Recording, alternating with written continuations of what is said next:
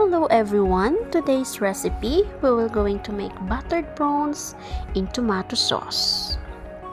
Okay guys, so for today, ang gagawin natin naman ay seafood na naman guys tayo sa araw na ito, and gagamit tayo ng prawns. So, I know that I have few there in my videos already guys, that it's already uploaded.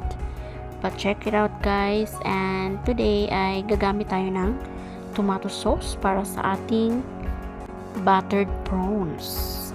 And so tasty guys, I promise. So please don't forget to subscribe, like and share. Click the bell for you to keep updated.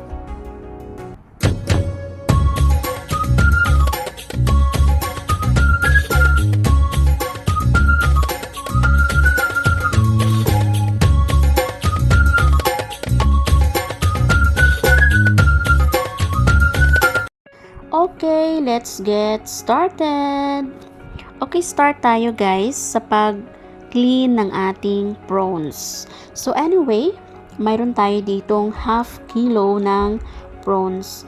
Medium size lang guys ng prawns yung gagamitin natin today. Yung tama lang guys yung laki, yung wag yung sobrang laki and then wag din yung sobrang liit. So I prefer the medium size lang guys ng prawns para sa ating buttered prawn today. Okay, sa paglilinis ng ating prawns ay remove lang natin guys yung ugat, and then tanggalin and i-cut na lang din natin yung matulis na parte sa head ng ating prawns. So ayan, after that guys ay i-rinse lang natin ng ilang beses. So sa ating prawns guys ay mas sarap yung paggawa ng buttered prawns na nandyan yung shell. So, di ba yung iba guys ay tinatanggal nila yung shell, yung head tinatanggal. So, for me guys ay wag na natin tanggalin kasi mas masarap siya guys pagka mag-absorb yung sauce sa ating prawns na may shells siya guys. So, it's actually delicious guys. Alright, so ayan, at nabanawan na natin ng ilang beses. Bali, patutuyuin natin guys, and yung excess na water guys ay tanggalin natin. And here also guys, sa pag-prepare natin ng iba pa nating ingredients na gagamitin. So, the more garlic guys, the more tastier and delicious. So, gagamit tayo ng maraming garlic guys. And depende rin guys kung gaano kadami yung gagawin nating buttered prawns. So ayan.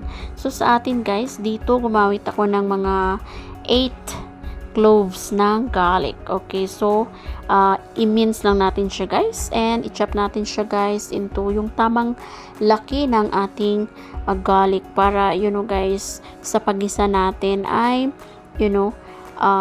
once na igisa natin, syempre mas masarap talaga guys na yung lasa ng garlic guys, especially kung golden brown yung pagkaluto guys ng ating garlic. So I have here also guys isang piraso or 1 piece of red chili. So hindi ito guys maanghang. So if you prefer guys na maanghang yung inyong buttered prawns, ay pwede kayong mag-add ng green chili yung maanghang guys. Actually guys, mas masarap naman din talaga pagka medyo may anghang. Minsan gumagamit din ako niyan guys. And I have here for garnishing natin, since wala tayong available na green onion leaves, ay gagamit tayo ng yung ating coriander leaves, or kung mayroon tayo guys celery leaves, or maganda rin guys i-garnish walang kukontra. Yung ating mga so ito na nga guys yung ating mga ingredients, naka-ready na yan guys, yung ating tomato sauce, yung ating sugar, yung ating oyster sauce, chili, and mayroon tayong butter, tomato ketchup, syempre of course importante yan, and so ayan ang salt and pepper, and yung garlic na tayo ng chili, and yung ating pang-garnish na natin celery leaves. Okay, so painitin lang natin guys yung ating pan para yung ating ilagay ang ating masusunog butter. Okay, so huwag init kasi make sure lang natin masusunog guys bigla yung ating butter. Melted so nag-add tayo ng kaunting butter ng gumamit tayo ng butter na tama lang guys. Actually, yung butter na ginamit natin. So, ayan, patutunawin lang natin. Let it melt siya guys. So, hanggang sa maging totally melt siya guys. And let's say, ilagay natin yung ating so kung gusto nyo guys, depende sa dami ng garlic guys. Prawns na gagamitin ninyo guys. Ayan, so, stir lang natin siya guys until yung kulay lang natin ng ating garlic ay magiging golden brown yung ating amoy guys hanggang sa magiging garlic ay golden brown ang ating golden napakasarap guys ating garlic guys. Alam mo na guys na pagka yung garlic talaga guys igisa natin ng maigi yung talagang aroma niya guys ay lumalabas. Okay, so hayaan lang natin siya guys na mag-change yung kulay niya before natin ilagay yung ating prawns. Ayan, so dahan-dahan lang yung apoy guys para hindi siya guys masunog. Okay, so make sure na yung ating garlic ay hindi sunog and ayan. So in just a while guys, yan makikita niyo yan guys. So yung secret yan guys ay medyo dahan-dahan lang yung apoy. Huwag bigla guys na sobrang laki. So i-add muna natin yung ating chili. Okay, so as what I have said, kung gusto nyo ng anghang, pwede kayo mag-add ng mga ilang piraso ng green chilies guys. Ayan, at i-add na natin yung ating prawns. So sa buttered prawns guys ay hindi ganun ka tagal ang pagluluto ng ating buttered prawns. Actually guys, sobrang bilis. Okay, so ayan, and nag-change na yung kulay ng ating prawns into beautiful color. Okay, so hayaan lang muna natin guys and ilagay na natin yung mga iba pang ingredients na kakailanganin natin dito. So ayan nga guys, and sa half kilo guys sobrang dami na.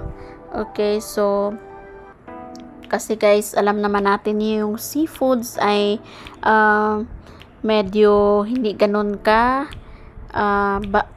guys, yung price, yung yung mga bilihin ngayon ay sobrang mahal.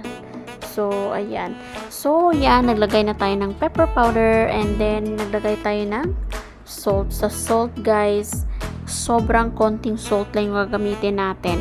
Kasi maglalagay tayo ng oyster sauce. Yung oyster sauce natin ay maalat na yan guys. So, huwag sobrang paglagay ng salt. Okay, ang salt ko guys ay half teaspoon lang. Yung maliit.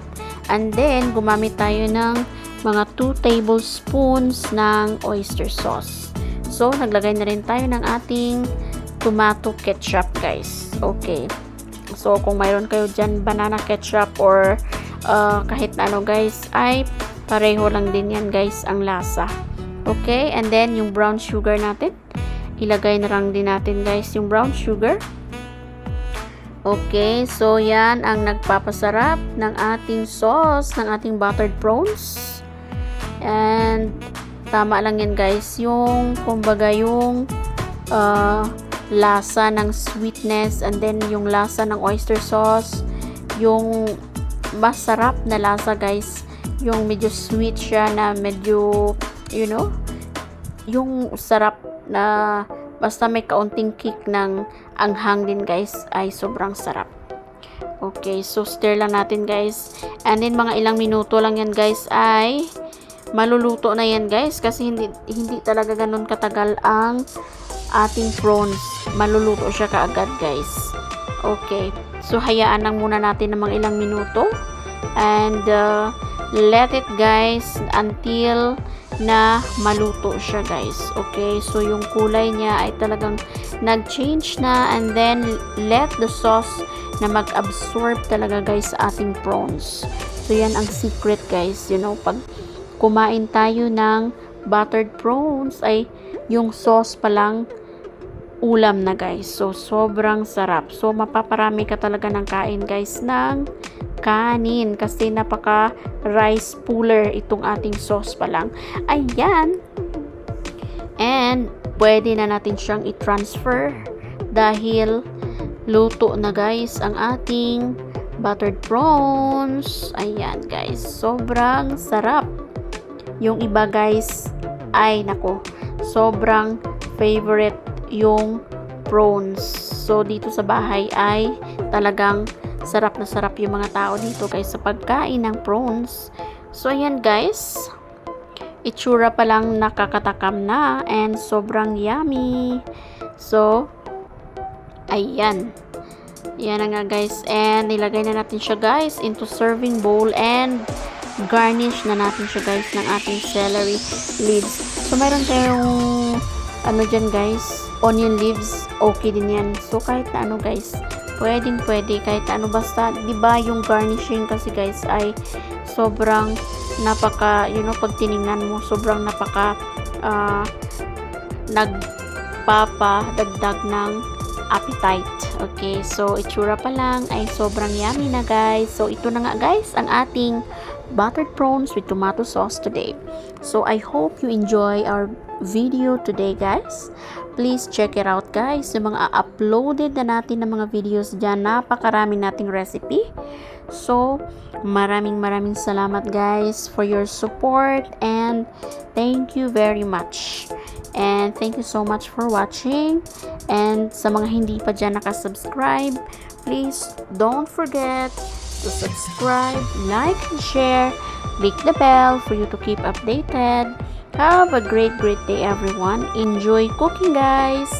And see you next time guys sa mga next videos pa natin ng ating mga recipes. For sure guys, I have a lot of recipes here waiting for you.